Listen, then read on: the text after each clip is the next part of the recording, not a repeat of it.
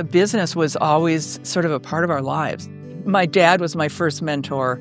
He would bring home textbooks for us to kind of test, and he did that as a kid for his dad. And we would go with Dad to the office on days off school. In our family, what interesting thing happened in the third generation was there were almost no men. The men in the business were almost all in-laws. They were married to women who were Folletts. In a way, I think that was a real strength for us, was that we had these men who brought their own viewpoints and their own skills to the business.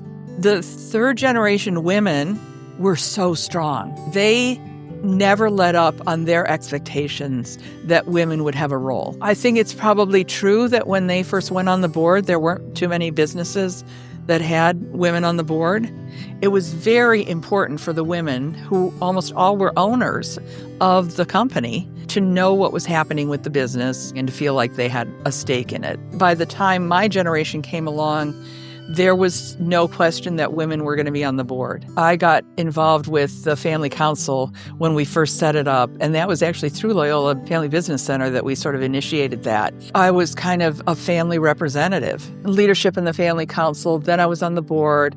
I was engaged with the Follett Educational Foundation for decades, which was set up as a way to provide college education to children of employees, and ended up giving out $350,000 a year every year for a really long time, as most of our employees had never gone to college. We were helping them, and I think that was really meaningful for people.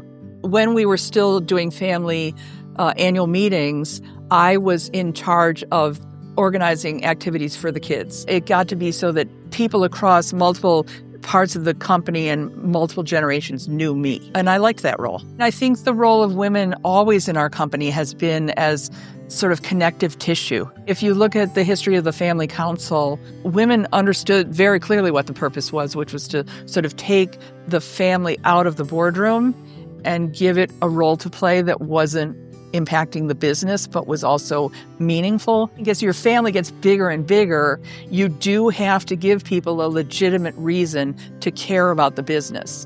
When we first started the Family Council, it was seen as a really great way to engage family members and bring in the next generation. That long stretch we had with relationships with the Family Business Center and bringing them in, and it was all seen as very, very positive for the company as well as for the family.